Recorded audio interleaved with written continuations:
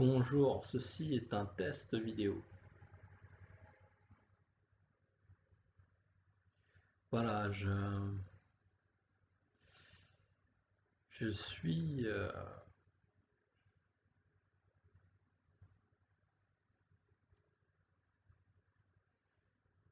je me suis longtemps posé la question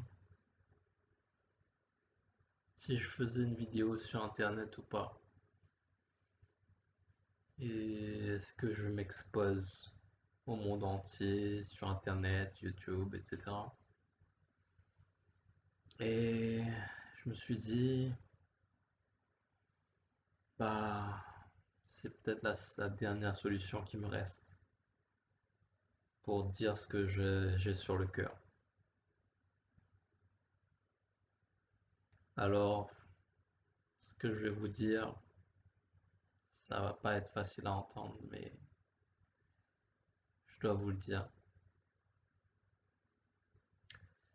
En fait,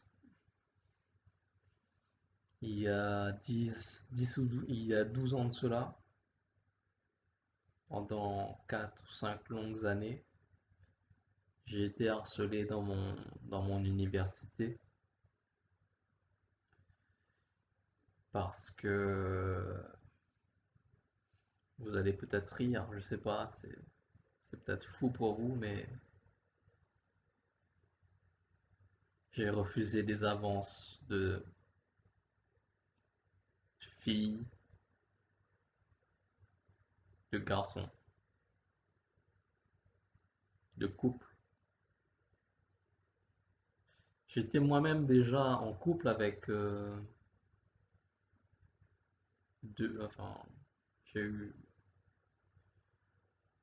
j'ai eu deux copines durant ces 4 années, et deux ou trois. Et en fait, j'étais pourchassé par les filles. J'étais pourchassé. Et ça me plaisait pas du tout. Parce que déjà, j'avais des copines. Et en plus, je voulais pas être pourchassé parce que je me sentais comme une proie en fait. C'est-à-dire que ces filles-là ou ces garçons-là, ils ne venaient pas me dire: «Ah, je te trouve charmant» ou «Je te trouve beau, est-ce que tu aimerais sortir avec moi?» Non, ils passaient pas par ces chemins-là, ils passaient par des chemins détournés en fait. C'est-à-dire qu'ils me harcelaient, ils me torturaient. En fait, c'est très difficile à expliquer parce que c'est pas, c'est quelque chose que j'étais pas conscient, que je ne comprenais pas, que je n'ai jamais eu. Je n'ai jamais fait face à de telles attaques. En fait, ces gens-là, pour que vous compreniez bien, ils me provoquaient. Je ne sais pas pourquoi, je n'ai pas assez d'expérience pour vous dire pourquoi ils me provoquaient, mais ça me faisait du mal en fait, parce que je comprenais pas, et ça me rabaissait en fait, ça me détruisait de l'intérieur. Et naïvement, je pensais que si je ne répondais pas aux attaques, si je les ignorais,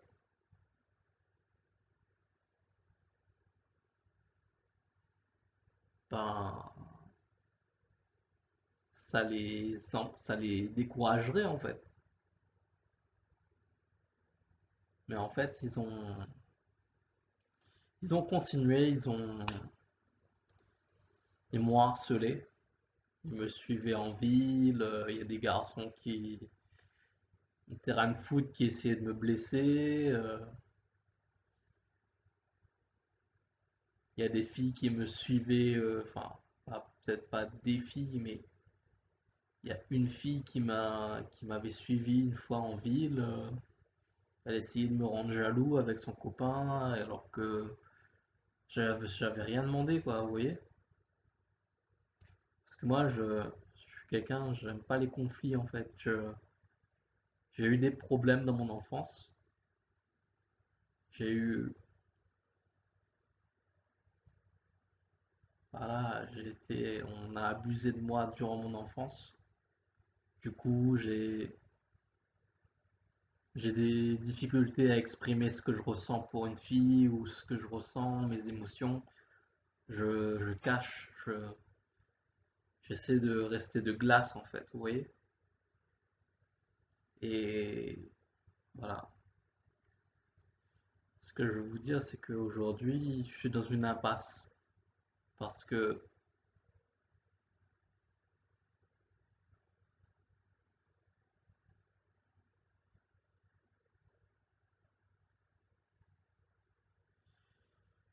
je suis dans une impasse parce que ben, je peux pas trop vous dire pourquoi, mais en fait, je me retrouve emprisonné dans la société avec une étiquette de soi-disant malade,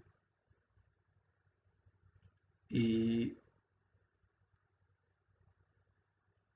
j'ai ce sentiment d'injustice qui me tenaille. Alors peut-être que je vais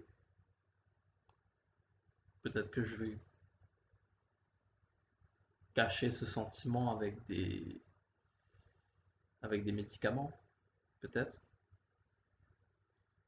Et je me disais que peut-être en postant une vidéo comme ça sur YouTube, peut-être qu'il y a d'autres gens qui se reconnaîtraient dans mon état, enfin, dans ma situation. C'est-à-dire que il y a des images, des flashs qui reviennent.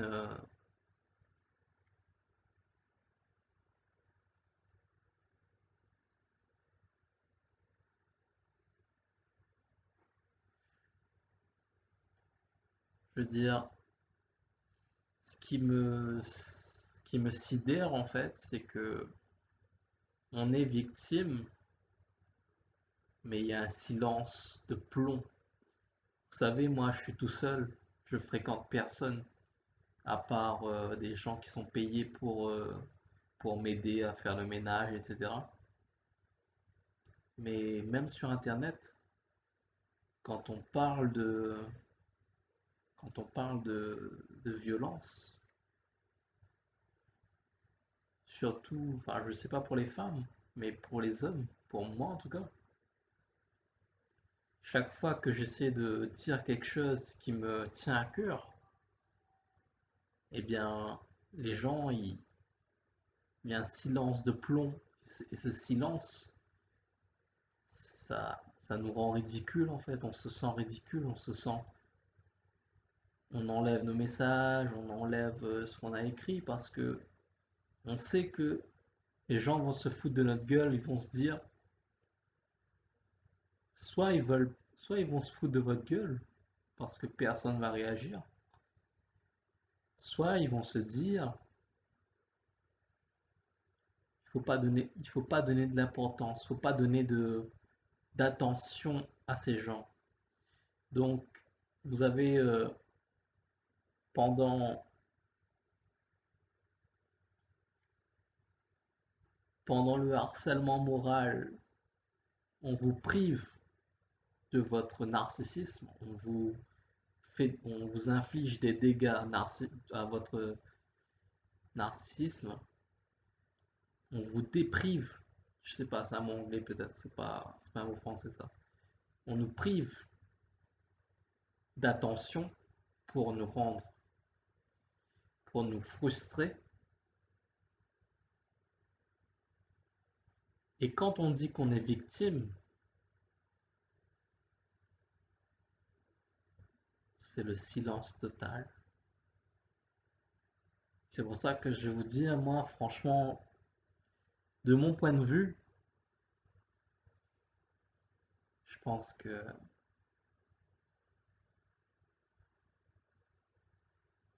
je pense que la médecine mentale, je ne parlerai pas de la médecine normale, mais la médecine mentale, elle a du sang sur les mains. Et bien plus que Je vais peut-être en choquer plus d'un. Non, je ne dirai pas ça, mais je ne dirai pas ce que je pense. Je pense que vous devriez lire un livre de Peter Gucci, je ne sais pas comment on dit, Godze ou Gucci. Ça s'appelle 50 années de prescription.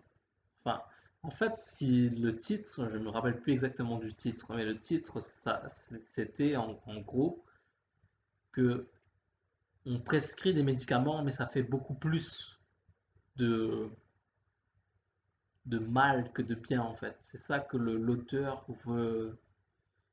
Il veut dire que c'est une hécatombe, c'est un holocauste. Le nombre de gens qui sont morts à cause des médicaments, enfin, je parle des médicaments psychiatriques, en 50 ans, mais ça, je sais même pas, j'arrive même pas à imaginer quoi. J'arrive même pas à imaginer combien de gens sont morts. Et je me dis, c'est peut-être moi, enfin, je suis sur la liste. Donc voilà pourquoi j'ai fait cette vidéo. J'aime pas faire des vidéos, j'aime pas me mettre en avant, j'aime pas mon physique, j'aime pas trop, je me trouve pas beau, etc. J'ai pas envie que les gens me jugent sur mon physique. Et sur YouTube, les gens, ils jugent les gens sur le physique, ça c'est sûr. Mais peut-être qu'il y a certaines personnes qui vont me juger sur mon contenu, sur ce que je dis, et qui vont se retrouver, et j'espère qu'il y aura des commentaires positifs, ou peut-être que si on s'entraide, on crée des liens, parce qu'il y a Internet. Moi, je suis très isolé, physiquement parlant, mais grâce à Internet, on peut peut-être créer un réseau pour s'entraider, pour trouver des solutions, je ne sais pas. Qu'est-ce que vous en pensez? Mais moi, je pense que je ne sais pas s'il y a d'autres personnes malades, enfin, je ne sais pas si on peut dire malades, mais s'il y a d'autres personnes qui ont subi des agressions, des viols, etc., et qui sont sous silence, est-ce qu'ils pourraient se greffer à un mouvement qui pourrait faire sauter les verrous, quoi, parce que on protège des gens qui sont, le gouvernement protège des gens qui sont coupables et ils punissent les gens qui sont, enfin, peut-être, c'est pas tout le monde, je peux pas généraliser, mais moi en tout cas, c'est ce que je ressens, c'est qu'on me punit en me donnant des médicaments qui sont très lourds, très durs à encaisser. Bon, bon bah voilà pour une première vidéo, je pense que ça peut être bon. À vous de réagir maintenant, les gars. J'ai lancé la pierre. Si vous voulez réagir, les gens qui veulent défendre les médicaments, tout ça, passez votre chemin, ça sert à rien. Vous êtes pas, on va s'embrouiller, ça sert à rien. Passez votre chemin. Mais s'il y a des gens qui veulent parler de leur expérience, qui ont besoin d'avoir la parole, pourquoi pas faire des vidéos avec moi, je sais pas, on peut se voir sur Skype. À vous de voir maintenant. Les clés sont dans votre main. Je sais pas si ça se dit. À vous de voir. Allez, ciao, bye.